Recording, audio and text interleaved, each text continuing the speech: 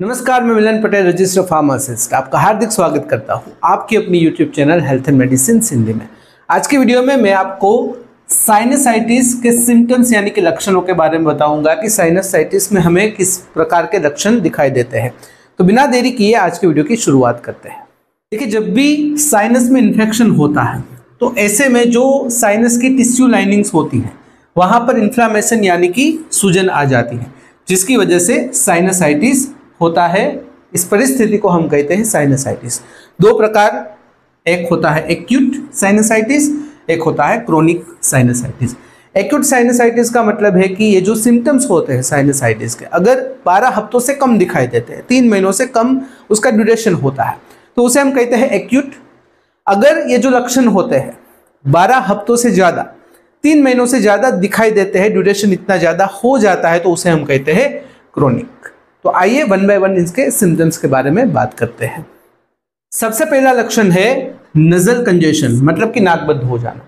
Sinus membrane में सूजन की वजह से, इन्फ्लामेशन की वजह से नजल पैसेज ब्लॉक हो जाते हैं, थोड़े बहुत ब्लॉक हो जाते हैं, जिसे हम कहते हैं नजल कंजेशन यानी कि नाक बंद हो जाता है। तो ऐसे में सांस लेने में भी दिक्कत होती है, तो ये सबसे कॉमन लक्षण हो जाता है।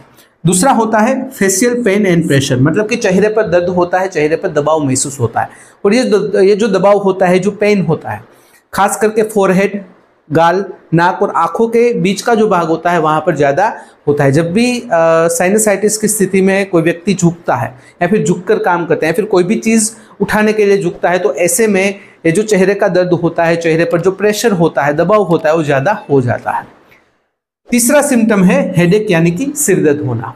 साइनसाइटिस में होने वाला जो सिरदर्द होता है जनरली आगे की तरफ होता है, और ये जो इन्फेक्शन की सीवियरिटी कितनी है उसके ऊपर डिपेंड करता है कि जो हेडेक है वो डल है, शार्प है या फिर परसिस्टेंट है।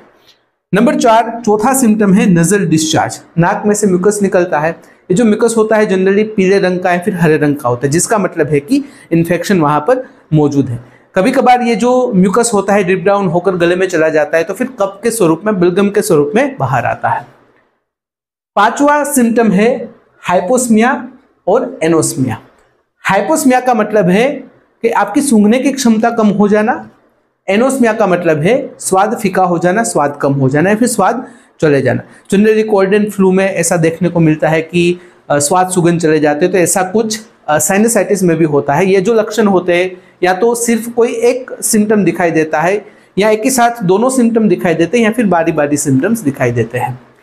नंबर 6 है कफ। देखिए, जब भी ये जो नजल डिस्चार्ज की हमने बात की, जब भी ये म्यूकस पोस्ट नजल ड्रिप होकर, मतलब कि पीछे के भाग पर चले जाकर गले में अटक जाता है, फिर कफ के स्वरूप में बाहर आता है, तो ये जो परिस्थिति होती है वो परसिस्टेंट कफ जिसे हम कहते हैं, तो फिर ऐसे बलगम निकलता है, तो कफ निकलता है। जो स्थिति होती है खास करके रात के समय और सुबह के समय ज़्यादा देखने को मिलती है।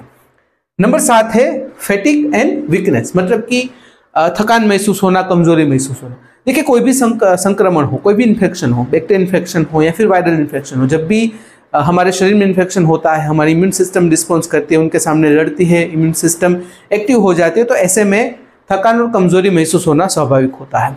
तो ये 7 जो लक्षण होते हो जनरली कॉमन लक्षण के बारे में बात की। लेकिन जब भी क्रोनिक साइनसाइटिस होता है, जब भी लंबे समय के लिए साइनसाइटिस चलता है, तो ये लक्षण जो 7 दिखाई देते हैं, उसके साथ ईयर पेन यानी कि कान में दर्द होता है, फीवर यानी कि तेज बुखार, बैड ब्रीथ यानी कि मुंह में से खराब बास आती है, साथ ही साथ दांतों में दर्द यानी कि टूथ पेन की समस्या भी होती है। यदि जानकारी साइनसाइटिस के कुछ सिम्टम्स के बारे में, कुछ कॉमन लक्षणों के बारे में, अगर इस वीडियो से रिलेटेड कोई भी सवाल है, कमेंट में बेझिझक पूछ सकते हो। कमेंट में अगर आप अनकंफर्टेबल हो तो डायरेक्टली मुझे मेल कर सकते हो qa.hm@gmail.com पर। तो फिलहाल इस वीडियो में बस इतना ही। आज का वीडियो ध्यान से देखने और सुनने के लिए आपका धन्यवाद। जय हिंद, जय भारत।